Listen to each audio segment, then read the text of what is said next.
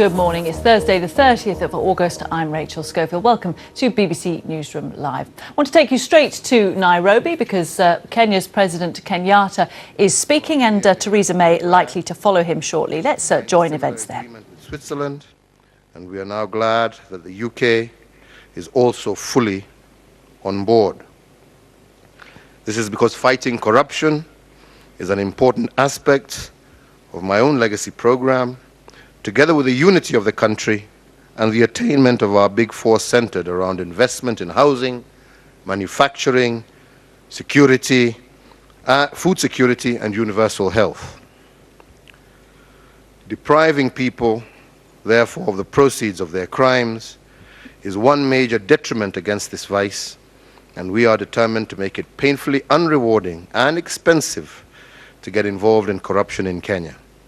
As I have said, in this fora and others, there is no turning back in Kenya on this agenda. We have also had the opportunity to discuss other matters of bilateral interest, including market access to the United Kingdom for Kenya after Brexit, and we welcome the Prime Minister's assurances that the current duty-free quota for Kenyan exports will continue after Brexit. We also discussed around the UK and broader Commonwealth issues, and we indicated that Kenya will be pressing for an increase in exports on the basis of a fair market arrangement with a view of a mutual win-win arrangements within the Commonwealth. We also agreed to continue cooperation in security matters and in the war against terrorism, and as you know, this is an area where both the United Kingdom and ourselves have worked closely on, and as a result, we have seen a diminishing of terrorist threats in our region that still remains vulnerable. We also welcome the United Kingdom's commitment to support AMISOM, and we call on other members of the international community to also support this important mission at the vanguard of security in our region. Ladies and gentlemen, let me also speak on our shared commitment to grow opportunities for our young people from both our countries. And in Kenya, we have committed to increasing opportunities with our vocational training colleges, and we have asked the United Kingdom for support in ensuring that this remains a success. With a huge youthful population, our focus has to be ensuring that our youth remain to be a dividend for our country. Lastly, I take this opportunity to also encourage British investors to look at the opportunities with our Big Four program. They are indeed immense, and considering the returns from markets such as ours, any investment here is guaranteed to benefit both the investors and ourselves. These opportunities are also there within our blue economy, and we have also agreed on how the United Kingdom can support our Blue Economy Conference in November this year. But let me say that these will include issues around landing facilities for deep-sea fishing, shipbuilding facilities, fish processing, packaging facilities in various parts of our country. So once again, Prime Minister, let me thank you for taking time to visit us in Kenya, and we look forward to continuing to strengthen our relationship and partnership between our two countries. Welcome, Prime Minister, and once again, it's happy to have you with us.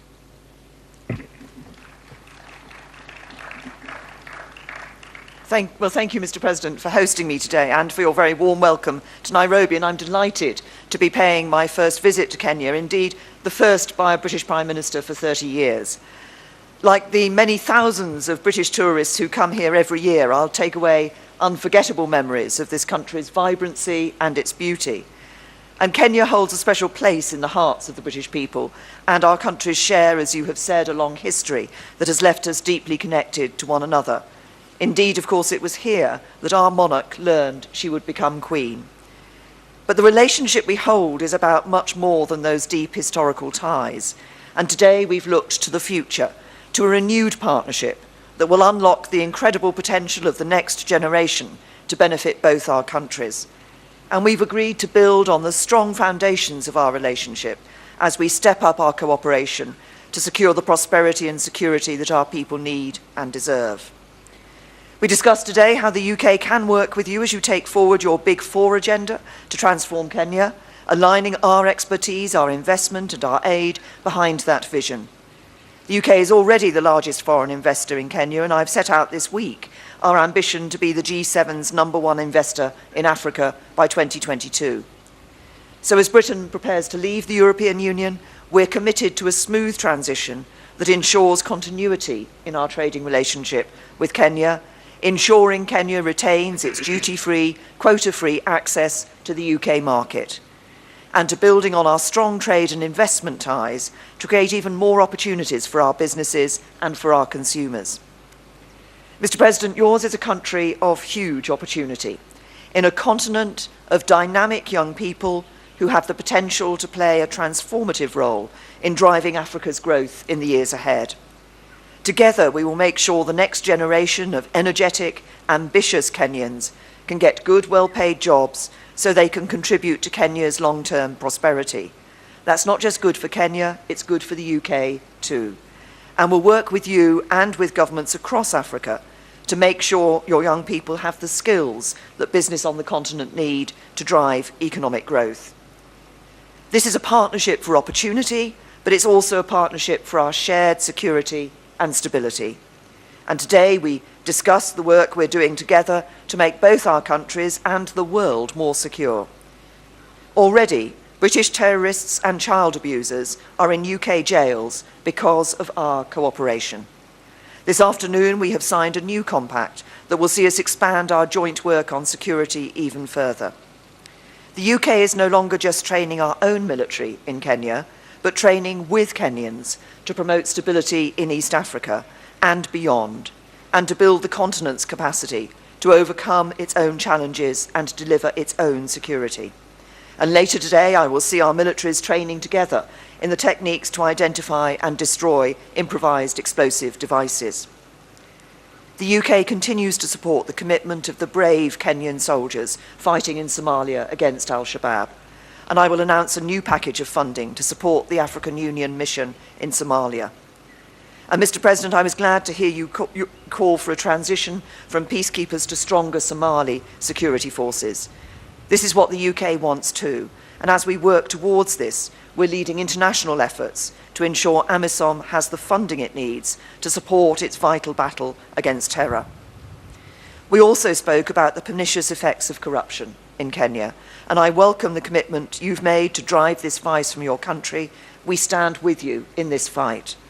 And today, as you say, we signed an agreement to ensure that any proceeds of corruption in Kenya that end up in the UK will be given back to the Kenyan people and spent for their benefit.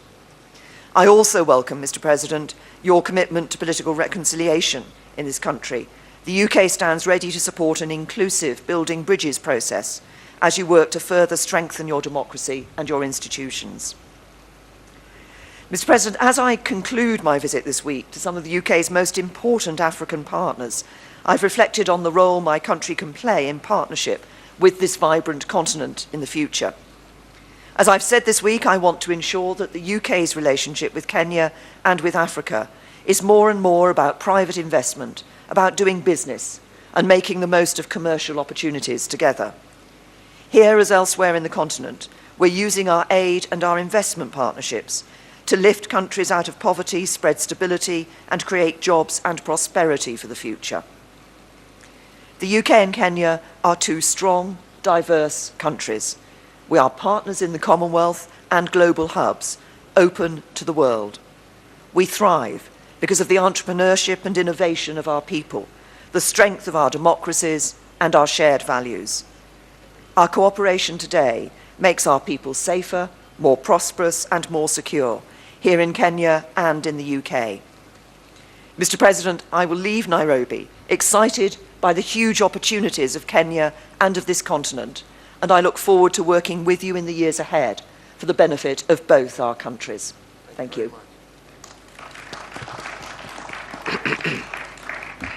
And now, ladies and gentlemen of the press... So, Theresa May outlining her vision of a partnership into the future with Kenya, outlining the relationship she sees both with Kenya and with Africa in a broader sense.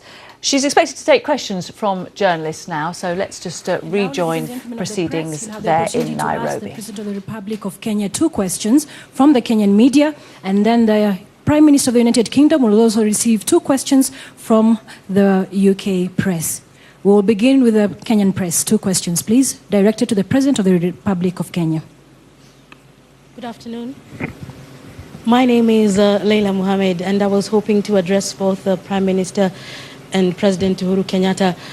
Welcome to Kenya, Madam Prime Minister. When Margaret Thatcher came to Kenya, the Land Rover was an integral part of Kenyan society. And when I speak about the Land Rover, Britain was a very big trade partner with the country. Now things seems to be waning. Do you feel by coming to Kenya at this particular time when Africa is looking more into East and Asian countries, especially China, for trade and development projects, do you feel like you're catching up, or you're rekindling your business interests within Africa? And President Uhuru Kenyatta, you have just been from the United States. You're today hosting the United Kingdom, and you will be heading into China. How will you balance between your traditional partners and your future prospects looking east? My second question to you will be, Kenya will be looking to become a part of the United Nations Security Council, and they will be looking into Britain, the United States, and China, who are key partners within the United Nations. Will you be seeking the United Kingdom's support when you will be going for that vote in 2019? And Prime Minister Theresa May, will you be ensuring that you give Kenya that all-important support when their time comes calling on your door? Thank you. You want to go first, or should You I go? You go first, I'll go. I think starting with your last point, which is our candidacy for the Security Council. Yes, indeed, we have requested our British friends, as we are requesting all our friends across the globe, to support us in our bid. As I have said severally, Kenya and our contribution to peacekeeping, not only in our region, but across the globe, is well known. And therefore, we believe that we have a useful contribution to make, and we are appealing to all our friends, including the United Kingdom, to support us in our bid. I think the second question was to do with the United States, the UK, and China, and others. And Kenya firmly believes in the multilateral trading system. We are keen to seek friends across the world. We have always insisted that Kenya is open for business with all on the basis of win-win arrangements that are mutually beneficial to all parties. And this is the basis of the discussions and we have had with the Prime Minister today, as with President Trump, and as we shall continue in China. We need to cooperate a lot more on these issues and to get greater understanding. And Kenya is saying that we are looking for investment across the world to help us achieve our social economic agenda.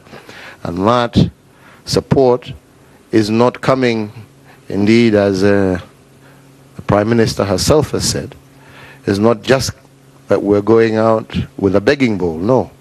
What we're saying is that Kenya has an attractive investment destination. The agenda that we have prioritized as a country, based on the big four: housing, healthcare, food security, manufacturing, all leaves itself open to opportunities for foreign companies to invest and to get good dividends while helping us equally achieve our social economic agenda, especially with regard to the creation of jobs for our young people. So I don't think there is a problem, and we will continue to look for partners across the globe to help us achieve our agenda as a republic. Ma'am? Thank you. If I may also take the second question first, as regards the seat on the United Nations Security Council. The UK never reveals how we vote on these matters, but what I have discussed with President Kenyatta today is how the UK and Kenya can work more closely together in cooperation as we see the lead up to that vote taking place. On the question of trade, the trade links between the UK and Kenya are already strong, but we want to strengthen them further. As I've said, we're committed to ensuring that Kenya will retain duty-free and quota-free access to UK markets as we leave the European Union. We want to enhance our trading relationship. Once we're outside the European Union, we'll have the opportunity to negotiate these trade deals on behalf of the UK rather than as part of the European Union.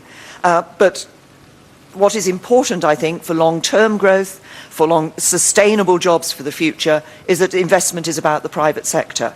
And I think the UK brings a unique combination of capabilities and capacity. Yes, we use our development funding to support, but we also have a vibrant private sector which is already working with businesses here and investing here in Kenya, and we see greater opportunities for British businesses here in Kenya in the future. The capital markets of the City of London, the professional services, the expertise that we have. We bring all these to bear here in Kenya and will do across Africa to ensure that we see those sustainable private sector investment that brings long-term growth, long-term jobs and long-term prosperity. Okay, we had invited 2 questions from the local press, and Laila took all the 2 slots, so we move on to the United Kingdom. UK, is Lewis here from Sky? Mr. President, if I can start with you. You've talked about the possibilities of new opportunities with the United Kingdom and Kenya post-Brexit. Could I ask you, do you think that a trade deal is likely, a new trade deal, not just an extension of the current arrangements between the 2 countries? And if so, is one of the demands that you will have in those negotiations greater access to the UK labour market through new visas? And Prime Minister, if I can ask you as well, I asked you the other day whether you thought that Britain would be more prosperous, more powerful in the world as a result of Brexit in the short to medium term. I know that you're going to say that you think there are opportunities. I know that you're going to say that you're executing the will of the British people. But I'd just like you to be quite clear now, in a yes or no way. Do you think that Britain, in the short to medium term, will be more powerful, more prosperous in the world as a result of Brexit? Shall I go first on this one? Exactly. Lewis, I'm tempted to say, if you know the answer I'm going to give to your question, why are you asking the question? Because there are indeed opportunities, but we're also, I think what is important is a lot of focus is on the trade opportunities around the world, but what we see is global Britain and independent Britain outside the European Union, working with countries around the world, working in multilateral fora, but also working in bilateral cooperation, not just to improve prosperity, but also to improve security around the world. And those are the opportunities that I believe are available to Britain outside the European Union. We're pursuing, of course, a good deal for trade with the EU once we've left the EU, but we will be looking to enhance our trade relationships around the rest of the world as well. And that, we believe in free trade. Trade is important. It is trade that brings benefits, that brings economic prosperity, that brings innovation, that brings development in economies. And it is trade. Trade isn't about one country doing better than another country. Actually, trade is mutually beneficial. So investment here in Kenya will be good for Kenya and good for Britain as well. Mr. President. Thank you. I think on my part, as I indicated in my own statement, that the discussions that we have had, the Prime Minister has assured us that Kenya will continue to have access to the UK market on a preferential basis that already exists. And of course, we are also seeking to see how we can even improve trade between our 2 countries. Britain is and has been our largest trading partner for a long time, as well as one of the largest investors in Kenya. And of course, we look forward to deepening that and strengthening that and broadening it as we move forward. And as we have said it, and the assurances that we have also been given, I don't believe Brexit is going to dent our ability to further strengthen and deepen both trade and investment between our 2 countries. And again, as I said in my statement, working together under the umbrella of the Commonwealth to see how we can even utilize that organization that pools together people of shared values, shared systems, to see again how we could take advantage of that to improve trade, fair trade, across the Commonwealth countries. So I don't see Brexit meaning anything detrimental towards the strong trade ties that we already have, and I've said that we are seeking to actually boost that going forward. The second question is Dan Martin. Do I see Dan? Yes, Dan. I think there's a microphone behind you. Hi, Prime Minister. President Macron says that the EU should offer Britain satellite status. Is that the same as a vassal state, yes or no? And do you agree with Nick Timothy that Chequers is the worst of all worlds and that Britain should push for a deal more in keeping with what the public voted for? And President, the British Prime Minister hasn't visited Kenya for 30 years. Are you disappointed by that? Do you think we've neglected you? And do you see Brexit as an opportunity for African countries? Again, if I go first, in relation to delivering on the public vote, the British public voted to leave the European Union. We will be leaving the European Union on the 29th of March 2019. They voted to bring an end to free movement, and that's non-negotiable. Free movement will end. They don't want to be sending vast sums of money every year to the European Union, and we won't be sending vast sums of money every year to the European Union. They want to be out of the common agricultural policy. We'll be out of the common agricultural policy. They want to be out of the common fisheries policy. We'll be out of the common fisheries policy. And we'll be out of the jurisdiction of the European Court of Justice. So we will be delivering on the vote of the British people. The Chequers deal that we've put forward, I believe, is a good deal for the UK, but also a good deal for the European Union. It ensures that we can maintain a good trading relationship with the EU while having the freedom to negotiate trade deals on our own behalf around the rest of the world. It ensures and doing that means we can protect jobs and livelihoods, but the Chequers deal will also deliver on ensuring that we have no hard border between Northern Ireland and Ireland while maintaining the integrity of the United Kingdom. So Chequers delivers on the Brexit vote. It does it in a way that I believe is good for the UK. Obviously, we're in negotiations with the European Union, but I believe our proposals are not just good for the UK, but they're good for the EU as well. Thank you. Yes, it's been 30 years plus.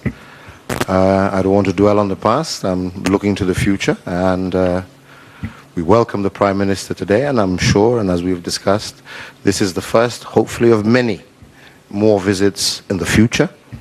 And we are looking forward, like I said, to strengthening the ties that we already have. Despite the fact that there hasn't been a British Prime Minister, there has always been constant high-level engagement between our two countries, between our two governments. And all we are seeing is this now being reinforced. And I won't say it's just because of Brexit, because we're not only just talking about trade, we're talking about security, we're talking about partnership in various issues at the multilateral level, at the UN, support for our United Nations headquarters that is here in Nairobi, support in various other areas as well, education, defense. So these have been there, and what we're saying is that we want to enhance these, and without a doubt, the presence of the Prime Minister in Kenya, on the African continent, will go a long way towards creating that surety that the United Kingdom is a long-term strategic partner, not just of Kenya, but indeed of Africa as a whole. So this is what we seek to enhance. If you allow me, Your Excellencies, please. We were able to see Britons talk, two of them. So allow me to allow one Kenyan again to speak and ask one last question with your permissions. Thank you. My name is Sam Gituko. I work for Citizen TV. And first, to the UK Prime Minister, you are talking about maintaining the preferential trade space for Kenyan market, but exactly now you leave the EU in March 2019. When do the discussions begin to ensure that the traders who've been supplying goods and services in the UK do not suffer during the transition period? And for President Kenyatta, talking about the repatriation of proceeds of crime that are held in the offshore accounts within the jurisdiction of the UK, do you have an idea how much it is, or even an estimate, and what would it take in the UK legal framework for the Prime Minister to really repatriate such kind of resources to the country? Want to go first again? Shall I go? Yeah. In response to the question about the trade discussions for the future relationship with Kenya, those discussions have already started. And we're looking more widely as to the relationship and transitioning relationship as regards East Africa, but we're very committed to ensuring for Kenya that that duty-free, quota-free access is maintained. So we've already started those discussions. We can't formally put into place any future trade agreements.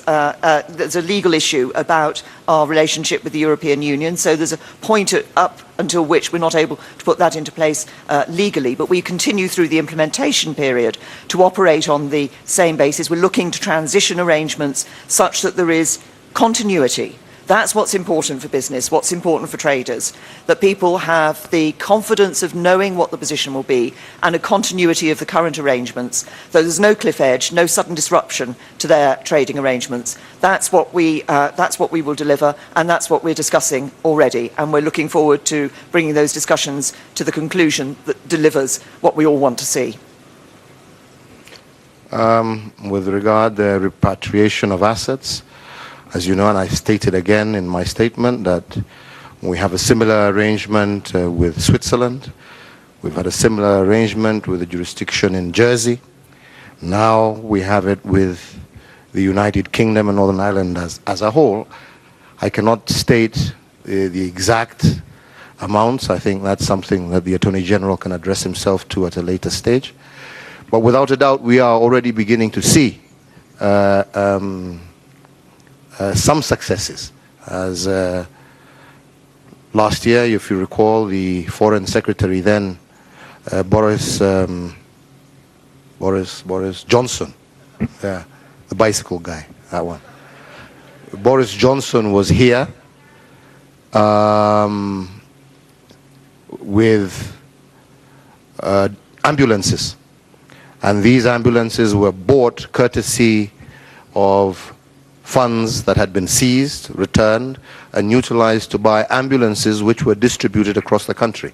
So I believe this only strengthens that, and it strengthens the ability of our two countries and our legal systems to be able to work together to ensure that any assets that may have been acquired in the United Kingdom that are associated with corruption or any other such crime are successfully returned and put to use for the benefit of the people of the Republic. So in terms of quantum, maybe you can address yourself to the Attorney General, but as I said, it is already working, given that we have already begun to receive and utilize these assets from Jersey for ambulances that are already working for the Kenyan people. So I believe this can only just strengthen that and increase the amounts that we get back. Thank you very much, Your Excellencies, and that marks the end of our press briefing. Thank you very much, ladies and gentlemen. Thank you. So proceedings there in Nairobi winding up. A handshake between Theresa May and President Kenyatta of Kenya, and you could see a wide range of topics there, but covered as journalists put questions to the pair. But really the thrust of all of that was the desire of both countries to build strong trade and investment links into the future. Just want to bring you some news that's been breaking while we were watching that press conference. This is concerning an unmarried mother of four who has won her legal battle to claim bereavement payments following the death of her partner. Siobhan McLaughlin lived with John Adams for 23 years until his death from cancer in 2014. Now, she was originally told she was unable to claim the benefit as she and her partner were not married. Today, though, we're just hearing the Supreme Court has ruled that decision was unlawful. Hoping to speak to our correspondent Clive Coleman on that issue in just a few moments' time.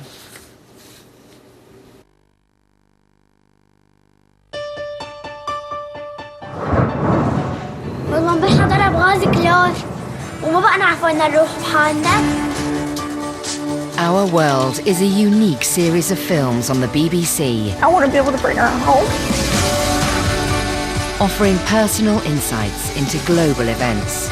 Our World, stories that speak for themselves. Saturday and Sunday nights at 9:30 on the BBC News Channel.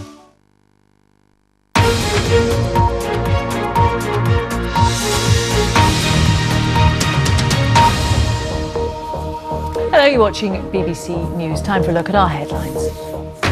Alex Salmond, Scotland's former First Minister, has quit the Scottish National Party to fight sexual misconduct allegations. Children in England could be banned from buying sugar and caffeine-filled energy drinks in a bid to tackle childhood obesity. Theresa May is in Nairobi for the final part of her 3-day tour of Africa. The troubled payday lender Wonga says it is to stop taking new loan applications.